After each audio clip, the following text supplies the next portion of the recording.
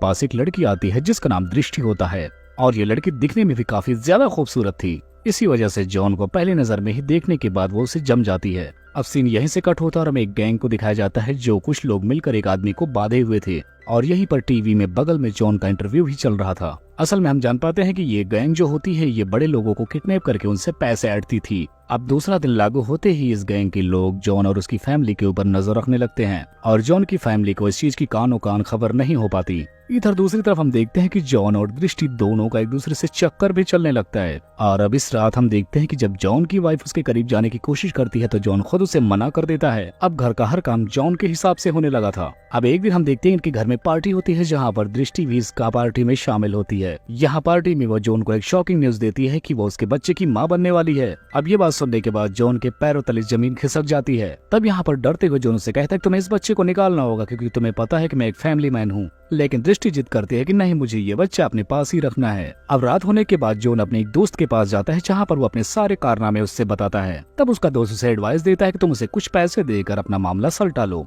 अब इसके अगले सीन में हमें दृष्टि को गैंग वाले लोगों से मिलता हुआ दिखाया जाता है, यानी हम जान पाते हैं कि दृष्टि भी इन्हीं गैंग वालों का हिस्सा है। ये गैंग वाले लड़की के सहारे बड़े लोगों को फंसाते थे, फिर उनसे पैसे ऐंठते थे। यहाँ पर गैंग का एक आदमी दृष्टि से बोलता है कि तुम्हें अब जॉन से बस पैसे वसूलने हैं। लेकिन इस बार मामला कुछ अलग था। वो लड़की जॉन से प्यार करने लगी थी। वैसे तो वो जॉन को फंसाने के लिए ही उसकी शॉप पर नौकरी के लिए गई थी, लेकिन अब उसके रिलेशन में रहने की वजह से दृष्टि को उससे प्यार हो जाता है और अब वो उसे फंसा नहीं सकती थी। अब दूसरे दिन हम देखते हैं जब दृष्टि उसकी शॉप पर जाती है तब जॉन बिना कुछ कहे उसे $13,000 देता है, जिसके बाद वो कहता है कि बस अब तुम मेरा पीछा छोड़ दो। अब ये बात सुनने के बाद दृष्टि रोने लगती है और रो रो कर जॉन से बोलने लगती है तुम्हें क्या लगता है मैंने ये काम पैसों के लिए किया? नहीं, मैं तुमसे सच में प्यार करती हूँ। लेकिन जॉन के काफी बार कहने के बाद दृष्टि उन पैसों को ले लेती है। अब दृष्टि सीधा उन पैसों को लेकर अपने आदमियों के पास जाती है जहाँ पर वो लोग पैसा लेने के बाद दृष्टि के साथ बदसलूकी करते हैं और उसे हिदायत दिया जाता है कि तुम्हें अभी जॉन से $25,000 और वसूलने हैं।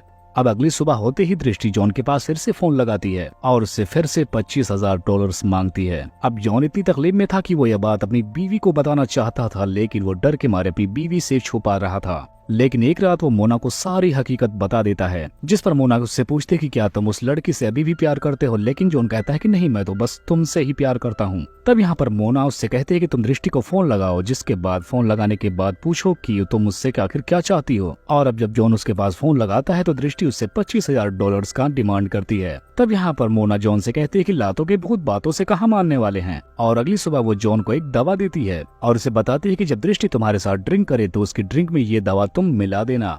अब जब अगली सुबह दृष्टि पैसे लेने के लिए जॉन के ऑफिस में आती है तब जॉन चुपके से उसकी ड्रिंक में बेहोशी की वो दवा मिला देता है, जिसकी वजह से थोड़ी ही देर बाद दृष्टि वहाँ पर बेहोश हो जाती है। तभी वहाँ पर मोना भी आ जाती है और जॉन के साथ मिलकर दृष्टि को अपने घर पर लेकर आती है। अब घर आने के बाद मोना जॉन से उसे बेसमेंट में लेकर जाने को बोलने लगती है, लेकिन जब जॉन उसे उठाता है तब उसे पता चलता है कि दृष्टि अभी भी होश में है। इसके बाद मोना उसे अंदर भेजने के बाद हथौड़े मंगवाती है और जब जॉन हथौड़ा लेकर बाहर आता है तब मोना दृष्टि को उस हथौड़े से मारने के लिए कहती है, लेकिन इस वक्त वो ऐसा नहीं करना चाहता था। इसी वजह से जॉन से मोना खुद हथौड़े लेकर उसे मारने के लिए जाने लगती है, जिसके बाद मोना उस हथौड़े से दृष्टि के सर पर वार करती है, जिसकी वजह से दृष्टि वहीं पर मारी जाती है। लेकिन मोना का मन अभी भी नहीं भरा था, जिसके बाद वो उसे बेसमेंट में ले जाकर उसके टुकड़े टुकड़े काट कर अलग कर देती है। इधर हम गैंग वालों को देखते हैं जिनको दृष्टि न मिलने की वजह से वो काफी परेशान हो जाते हैं। लेकिन मोना जॉन से कहते हैं कि क्यों न गैंग वाले आदमियों को भी रास्ते से हटा दिया जाए, जिसके बाद वो एक प्लान बनाती है। अब रात हो जाने के बाद वो चुपके से उन गैंग वाले आदमियों के घर पर जाती है, लेकिन वो अपने साथ दृष्टि की बॉडी के कुछ टुकड़े भी लेकर गई थी, जिन्हें उन आदमियों के फ्रिज के अंदर लगा देती है। तभी उनकी गैंग का एक मेंबर अपनी गर्लफ्रेंड के साथ नशे में वहाँ पर आ जाता है। इस दौरान मोना के हाथ में एक चाकू होता है, जिससे उस आदमी पर हमला कर देती है और वहाँ से भाग निकलती है।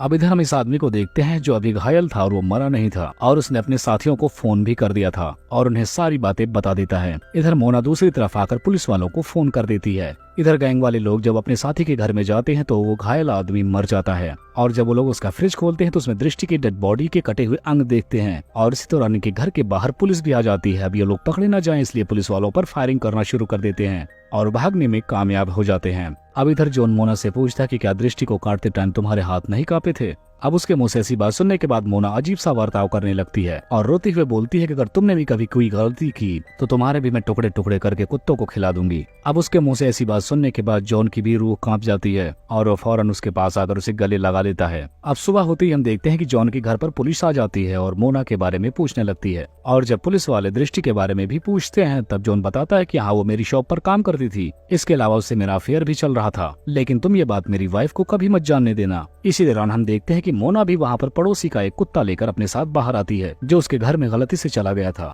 और मोना उस कुत्ते को अपने पड़ोसी को देते हुए बोलती है कि अगर ये कुत्ता दोबारा मेरे घर में आया तो मैं इसके टुकड़े टुकड़े कर दूंगी। यहाँ सारे मौजूद लोग इस बात को मजाक में ले लेते हैं और हंसने लगते हैं। अब अगली सुबह हम देखते हैं कि मोना के बेटे का बर्थडे होता है जहाँ पर बहुत सारे लोग उसके बर्थडे सेलिब्रेट करने के लिए आए होते हैं। और इधर जॉन जब जाकर अपनी फ्रिज खोलता है तो उसमें देखता है कि उसी कुत्ते की डेड बॉडी उसके फ्रिज में है। इसका मतलब उसने उसके डॉग को भी मार दिया। अब इसके अगले सीन में हम देखते हैं कि मोना का बेटा बार बार उस गेम में हार रहा था जिसकी वजह से मोना को काफी ज्यादा गुस्सा आ जाता है। इसी दौरान जॉन जब बाहर आता है तब वो देखता है कि मोना ने अपने बेटे से वो स्टिक ले ली है और वैसा ही खेल रही है जैसा मोना उसे बता रही है। अब मोना की ये हरकत देखने के बाद जॉन सोचता है कि कहीं मोना मेरे बच्चों को भी अपनी तरह ना बना दे। अब इसके बाद जॉन मोना को अपने रास्ते से हटाने के बारे में सोचने लगता है, जिसके बाद वो अपने घर के अंदर आता है, शॉर्ट सर्किट कर देता है। इसके बाद वो घर की गैस को भी ऑन कर देता है। अब जब मोना घर के अंदर आती है तो जॉन उसे कॉफी बनाने के लिए बोलने लगता है और ऐसा करने के बाद वो खुद घर के बाहर आ जाता है। इधर हम मोना को देखते हैं जो किचन में जाकर गैस को ऑन करती है जिसकी वजह से शॉर्ट सर्किट होती है